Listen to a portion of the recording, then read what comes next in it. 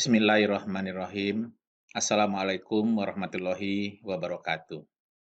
Bapak, Ibu-ibu yang kami hormati, pada kesempatan ini akan dijelaskan mengenai satu bentuk sistem informasi yang dikenal dengan Decision Support System atau kita mengenalnya dengan sistem pendukung keputusan. Metode yang akan kita kenalkan adalah metode yang disebut dengan Analytical Hierarchy Process atau biasa juga disebut dengan metode AHP. Metode AHP merupakan salah satu metode yang dikenal di dalam sistem pendukung keputusan. Beberapa metode yang lain ada yang disebut dengan SAW, TOPSIS, MAUT, dan juga ada yang disebut dengan Wake Product. Pada kesempatan ini, seperti yang disampaikan tadi, kita akan mengenalkan metode Analytical Hierarchy Process di dalam membantu para decision maker dalam menentukan sebuah keputusan. AHP merupakan suatu model pendukung keputusan yang dikembangkan oleh Thomas L. Saati. Model pendukung keputusan ini akan menguraikan masalah multifaktor atau multi-kriteria yang kompleks menjadi suatu hierarki. Jadi di dalam AHP ini, ya sesuai dengan namanya, Analytical Hierarchy Process. Jadi masalah-masalah yang ada akan diuraikan atau akan digambarkan dalam sebentuk hierarki, ya, di mana hierarki menurut Saati didefinisikan sebagai suatu representasi dari sebuah permasalahan yang kompleks dalam suatu struktur multilevel, di mana level pertama adalah tujuan atau disebut juga dengan goal, diikuti dengan level faktor, kriteria, subkriteria, dan seterusnya ke bawah hingga level terakhir dari apa yang disebut dengan alternatif. Jadi kita kenal ada goal, kriteria, dan alternatif. Itulah yang nantinya akan digambarkan dalam bentuk hierarki. Selanjutnya, dalam proses analytical hierarchy process, ada beberapa langkah. Yang pertama langkahnya adalah mendefinisikan masalah. Masalah nanti kita akan gambarkan dalam bentuk hierarki yang tadi sudah kita jelaskan, berisikan goal, kriteria, dan alternatif.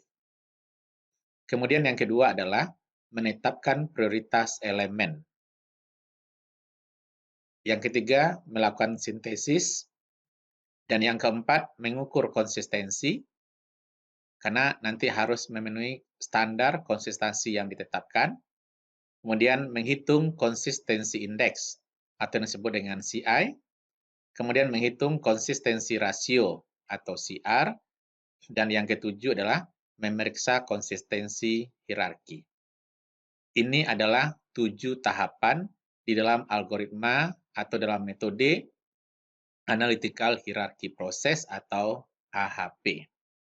Kita lihat yang pertama. Ya, langkah yang pertama adalah mendefinisikan masalah. Masalah yang akan kita selesaikan dengan AHP, pertama kita gambarkan dalam bentuk hierarki. Seperti yang dijelaskan tadi, dia terdiri daripada goal, kemudian kriteria, kemudian alternatif. Jadi terlihat hierarkinya, goal, kriteria, dan alternatif. Di mana kriteria dan alternatif bisa berisikan N kriteria dan juga berisikan N alternatif. Sebagai contoh, misalnya permasalahan yang mau kita selesaikan adalah mau membantu HRD untuk menentukan calon manajer.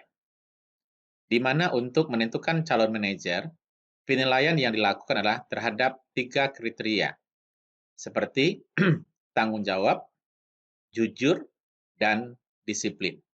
Jadi inilah sebagai contoh penilaian yang dilakukan oleh bagian HRD untuk menentukan seorang calon manajer. Kemudian alternatifnya ada calon A, calon B, dan calon C. Nah, jadi dari hierarki ini kita tahu bahwa goalnya adalah menentukan calon manajer, kriteria yang digunakan adalah tanggung jawab jujur dan disiplin. Kemudian alternatifnya ada calon A, calon B, dan calon C.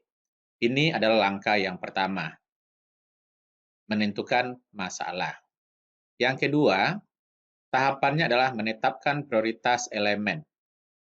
Bagaimana cara menetapkan prioritas elemen? Langkah pertama dalam menentukan prioritas elemen yaitu dengan membuat perbandingan berpasangan, yaitu membandingkan elemen secara berpasangan sesuai kriteria yang diberikan. Jadi nanti akan ditentukan nilai prioritas elemen berpasangan antara satu kriteria dengan kriteria yang lainnya. Matrik perbandingan berpasangan diisi menggunakan bilangan. Jadi nanti isi dari matrik perbandingan berpasangannya itu diisi dengan nilai bilangan yang sudah ada ketentuannya untuk mempresentasikan dari suatu elemen terhadap elemen yang lainnya. Jadi inilah cara bagaimana kita menetapkan prioritas elemen. Ini adalah bentuk tabel perbandingan kriteria yang akan nanti kita isi. Jadi kolom-kolom ini nanti akan diisi dengan nilai-nilai yang sudah ditetapkan. Ya, di mana nilai-nilai yang kita gunakan itu adalah mengikut nilai SAATI. Jadi akan diisi dengan nilai-nilai yang standar, ya, atau nilai-nilai SAATI. Di mana jika perbandingan elemen tersebut sama pentingnya, maka dia akan diisi dengan 1. Jika sebuah elemen yang satu sedikit lebih penting dari elemen yang lainnya, diisi dengan nilai 3. Jika elemen yang satu lebih penting daripada yang lainnya, 5. Kemudian kalau jelas lebih mutlak penting, 7. Mutlak penting dengan 9. Kemudian kalau ada nilai antara dua penilaian pertimbangan-pertimbangan yang berdekatan. Misalnya 1 dengan 3 nanti diberi dengan nilai 2. 3 dengan 5 diberikan dengan 4. 5 dengan 7, 6. 9 dengan 7, 8. Jadi inilah nilai yang akan kita isikan ke dalam tabel berpasangan tadi. Jadi nilainya tidak bisa ditentukan begitu saja, tapi berdasarkan nilai yang sudah ditetapkan oleh tim penilai. Sebagai contoh dalam pemilihan calon manajer tadi. Sebagai contoh, seseorang sangat menyukai sekali barang A daripada barang B. Dia nilainya misalnya 7. Ya, nilai 7. Bagaimana mengisi tabel yang ada. Jadi sini kriterianya ada barang A, ada barang B, barang A, barang B. Barang A dengan barang A, barang B dengan barang B, itu diisi dengan nilai 1. Kemudian nilai 7 ini di mana kita letakkan? Ya, berdasarkan penilaian, seseorang sangat menyukai sekali barang A daripada barang B. Berarti nilai 7 ini terletak pada baris A. Oleh karenanya, pada baris A akan diisi dengan nilai 7, sementara pada baris B diisi dengan 1/7. Karena menurut penilaian, seseorang itu lebih menyukai sekali barang A, dan tentu angka 7 ini berada pada bagian sebelah A. Nanti kita akan lihat contoh yang lainnya. Kemudian setelah kita buat matrik berpasangan, berikutnya yang kita lakukan adalah melakukan proses sintesis. Ya, melakukan proses sintesis. Untuk memperoleh prioritas secara keseluruhan, maka pertimbangan-pertimbangan terhadap perbandingan berpasangan perlu dilakukan sintesis. Bagaimana cara melakukan proses sintesis? Cara pertama adalah menjumlahkan nilai-nilai dari setiap kolom pada matrik. Ya, jadi nanti nilai-nilai pada setiap kolom kita akan jumlahkan, kemudian membagi setiap nilai dari kolom dengan total kolom yang bersangkutan untuk memperoleh normalisasi matrik. Yang ketiga, menjumlahkan nilai-nilai dari setiap baris dan membaginya dengan jumlah elemen untuk mendapatkan nilai rata-rata. Kemudian setelah kita lakukan sintesis, kita ukur konsistensinya. Dalam pembuatan keputusan, tingkat konsistensi penting untuk diperhatikan. karena kita tidak menginginkan keputusan berdasarkan pertimbangan dengan konsistensi yang rendah, dengan nilai maksimal konsistensi rasionya atau nilai CR-nya kecil sama dengan 0,1 atau 10%. Jadi nanti mana yang melebihi dari nilai 10% berarti dia konsisten. Dan yang kecil daripada 10% berarti tidak konsisten. Oleh karenanya kita perlu nanti melakukan penilaian kembali. Kemudian dalam melakukan atau mengukur konsistensi, ada beberapa langkah yang kita lakukan. Pertama adalah mengalihkan setiap nilai pada kolom pertama dengan prioritas relatif elemen pertama, nilai pada elemen kedua dengan prioritas elemen kedua, dan seterusnya. Kemudian menjumlahkan setiap baris, hasil dari penjumlahan baris dibagi elemen prioritas relatif yang bersangkutan, kemudian jumlahkan hasil bagi di atas dengan banyaknya elemen yang ada. Hasilnya disebut dengan max. Jadi ini adalah proses-proses yang kita lakukan untuk mengukur nilai konsistensi atau nilai CR-nya, konsistensi rasio. Di mana nilai konsistensi rasio itu adalah konsistensi indeks bagi dengan R. Jadi CR adalah konsistensi rasio, CI adalah konsistensi indeks, dan IR adalah indeks random konsistensi.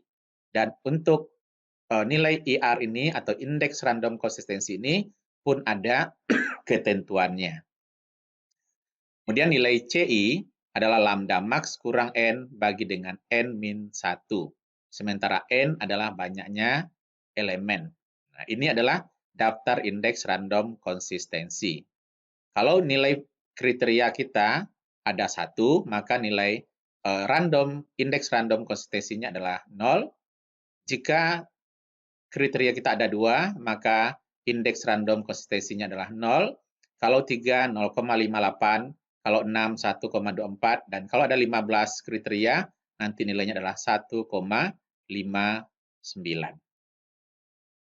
Kemudian kasus. Ya, kasus. Kita mau lihat. Tadi kita mau menentukan calon manajer. Calon manajer, kriterianya tadi ada 3, tanggung jawab, jujur, dan disiplin. Oleh karenanya nanti kita akan lihat nilai berpasangan antara tanggung jawab dengan jujur, tanggung jawab dengan disiplin, jujur dengan disiplin. Kemudian untuk masing-masing kriteria ini, kita lihat juga perbandingannya nanti antara calon A, B, dan C. A dengan B, A dengan C, B dengan C. Untuk tanggung jawab, kemudian juga untuk jujur, kemudian juga untuk disiplin. Setelah semua tabel-tabel ini kita dapatkan, baru terakhir nanti kita akan dapatkan siapa yang nantinya akan dipilih menjadi calon manajer. Dan kalau pada contoh kita ini, yang dipilih menjadi calon manajer itu adalah calon B. Nah, sekarang bagaimana proses yang dilakukannya? Ya, dan untuk saat ini kita akan menggunakan perhitungan melalui Excel, dan nanti baru kita akan coba menggunakan perhitungan dengan menggunakan software yang ada atau super decision seperti yang sudah kita minta Bapak Ibu untuk melakukan install di MATLAB masing-masing. Oke, kita lihatkan contoh perhitungannya.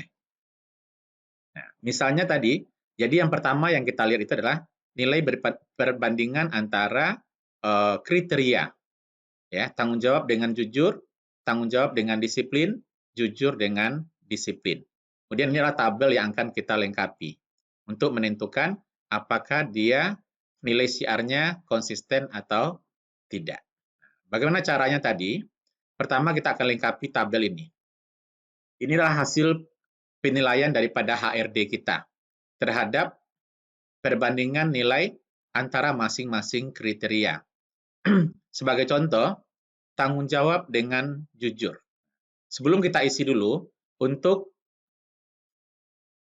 elemen-elemen yang sama, kriteria yang sama, mesti tanggung jawab dengan tanggung jawab, jujur dengan jujur, disiplin dengan disiplin, ini kita berikan nilai 1. Jadi karena dia sama, itu nilainya adalah 1.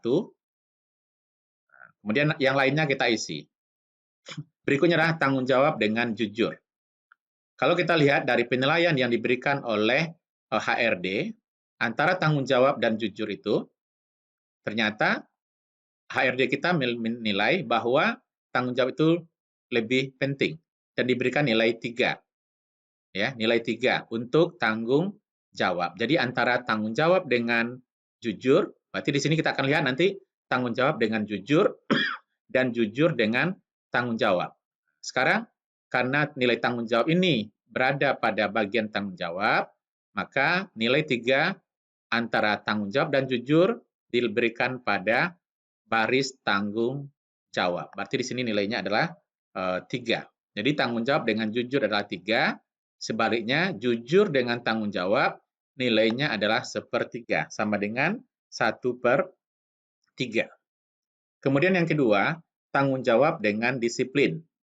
Tanggung jawab disiplin, menurut HRD kita, tanggung jawab juga diberikan nilai yang lebih diutamakan, yaitu nilainya adalah antara 9 dan 7.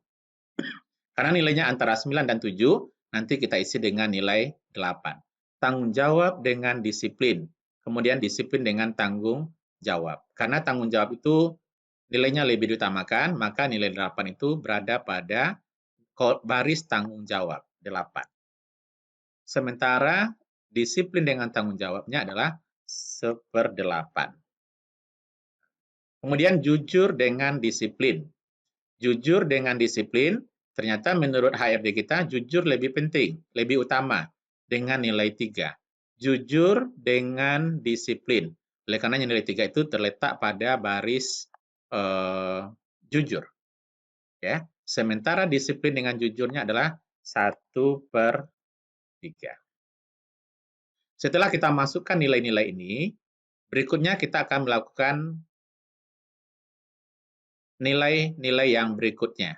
Ya, seperti yang disampaikan tadi, proses pertama yang kita lakukan itu adalah kita menjumlahkan nilai setiap kolom. Kita sum masing-masing kolom, kemudian kita jumlahkan nilainya, ya. Kemudian yang ini kita copy. Kemudian setelah kita dapat nilai atau jumlah masing-masing kolom, untuk menentukan nilai agent ini, nilai masing-masing kolom kita bagi dengan jumlah totalnya. Berarti 1 dibagi 1,458, 0,33 dibagi 1,458, 0,125 dibagi dengan 1,458, begitu juga untuk kolom jujur dan disiplin. Kita lakukan proses di Excel, berarti 1 dibagi ini, kemudian yang berikutnya 0,33 dibagi 1,58, kemudian yang berikutnya 0,125 dibagi 1,458. Bisa nggak ini kita copy? Bisa kita copy, kita copy. Kalau tidak bisa, maka kita akan lakukan proses satu-satu. Ternyata ini nilai tidak bisa di copy, ya. Jadi kita ulang ini. Berarti 1 dibagi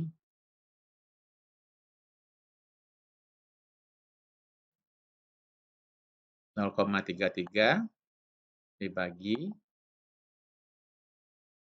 kemudian 0,125, itu untuk kolom tanggung jawab. Sekarang untuk jujur. Untuk jujur berarti 3 dibagi 4,33, kemudian 1 dibagi 433, kemudian 0,33 dibagi 433. Kemudian berikutnya untuk disiplin. Untuk disiplin 8 dibagi 12 dengan cara yang sama, 3 dibagi 12, kemudian terakhir 1 dibagi 12.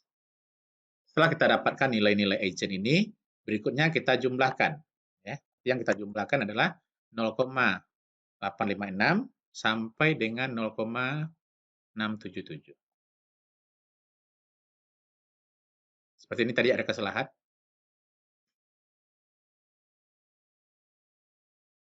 1 dibagi 12. Ini kita ulang, sum 0,6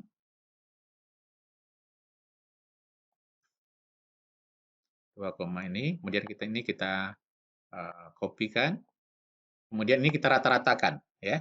Berarti kalau kita rata-ratakan, berarti dia sama dengan APG, kan.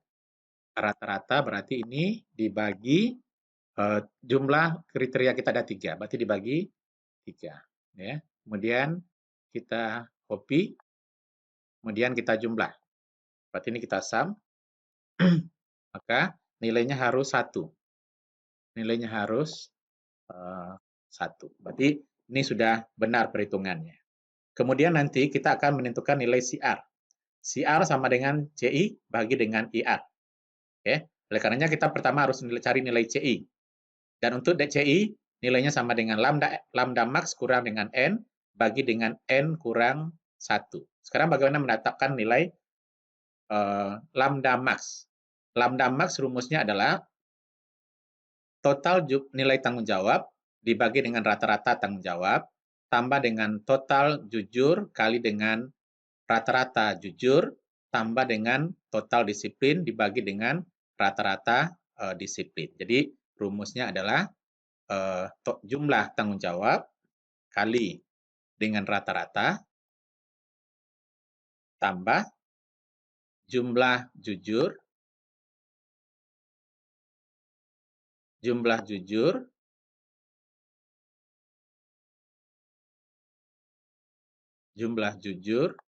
kali dengan rata-rata jujur, tutup kurung dulu, tambah, buka kurung lagi, jumlah disiplin kali dengan rata-rata disiplin. Dapatlah nilainya 3,022. Ya. Kemudian CI adalah lambda X, berarti CI sama dengan 3,022 kurang N kita adalah 3. Ya, kurang 3 dibagi dengan N kurang 1, berarti 3 kurang 1, 2. Oke, dapat 0,001.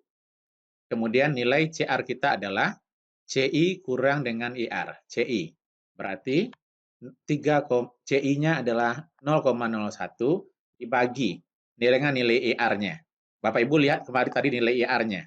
IR kalau seandainya kita menggunakan 3 variabel, ya 3 variabel tadi nilainya adalah, kalau 3 variabel nilainya adalah 0,58. Oleh karenanya nilainya itu dibagi dengan 0,58. Oke, maka dapatlah nilainya. Berarti di sini nilainya adalah CI 0,01 dibagi 0,58. Maka nilainya adalah 0,02. Oke, berarti ini sama perhitungannya yang kita dapat. Nah, setelah kita lihat nanti perbandingan antara masing-masing kriteria, maka berikutnya nanti Bapak Ibu bisa lanjutkan untuk masing-masing calon. Untuk kriteria, tanggung jawab, kemudian dilanjutkan dengan kriteria jujur, kemudian lanjutkan dengan kriteria disiplin dengan cara yang sama untuk mendapatkan nilai tabel ini, dan setelah didapat nanti baru di ranking. Bagaimana perankingannya? Nilai calon A, B, dan C ini bagaimana mendapatkannya? Nilai untuk calon A ini didapatkan dengan ya J17. J17 itu adalah nilai rata-rata tanggung jawab dibagi dengan tanggung jawab A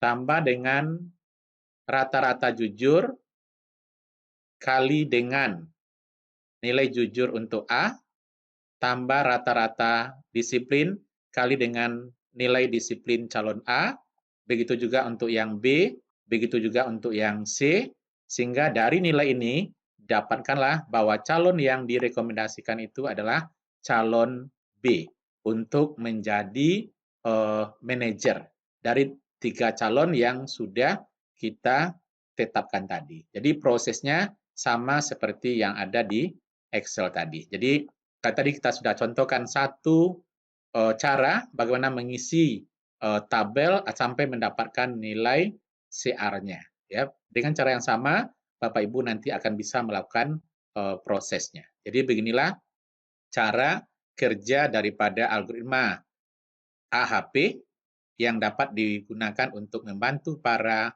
manajer dalam menghasilkan sebuah keputusan. Dari contoh kita tadi, untuk mendapatkan seorang calon manajer, maka didapatkanlah calon B yang akan direkomendasikan. Baik Bapak Ibu, demikian bagaimana proses AHP di dalam Decision Support System. Mudah-mudahan bisa dipahami.